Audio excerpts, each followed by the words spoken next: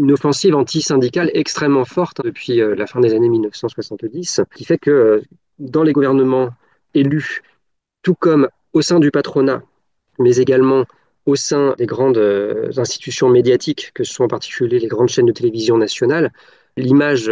des syndicats s'est très fortement détériorée. Le maintien de l'État social et des droits des travailleurs acquis de haute lutte depuis un siècle et demi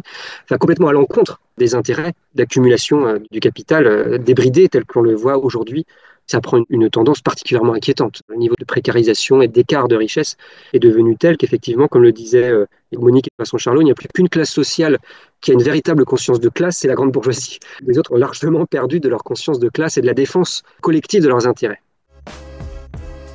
Que font les syndicats pour rendre leurs actions plus efficaces et améliorer leur image ?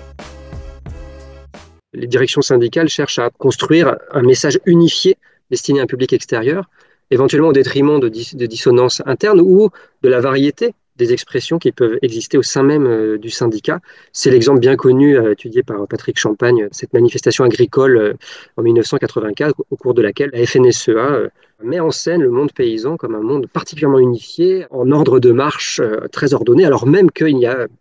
pas plus éclaté géographiquement que la paysannerie, et un peu plus aussi divisé politiquement que le monde agricole, avec une tendance plutôt à droite, mais aussi beaucoup d'agriculteurs de gauche, et puis des conditions de vie et de travail extrêmement diversifiées entre les céréaliers de la Beauce et les petits éleveurs des Pyrénées. Le traitement médiatique des grèves a-t-il évolué et cela a-t-il un impact sur l'image des syndicats ? Il y a une bascule qui s'est opérée, comme l'a bien montré par exemple Claire Secaille, sur l'image des grèves des transporteurs dans les années 1960, permettait de constater que lors des micro-trottoirs, dans le montage des reportages, il y avait une image plutôt sympathique de la population à l'égard de ces mouvements et surtout un montage des reportages qui a donné une image plutôt favorable des mouvements de grève. Alors qu'aujourd'hui, l'image la plus fréquemment colportée par les reportages télévisés à heure de grande écoute est celle de preneurs d'otages qui empêchent les badauds de prendre leur chemin du travail tranquillement. Et donc, ils sont assimilés à une forme d'anomalie et d'anormalité et de perturbation de l'ordre social. Ça n'incite pas beaucoup de gens à intégrer les syndicats, dont il est renvoyé une image de gens corporatistes arc-boutés sur des intérêts passéistes, etc.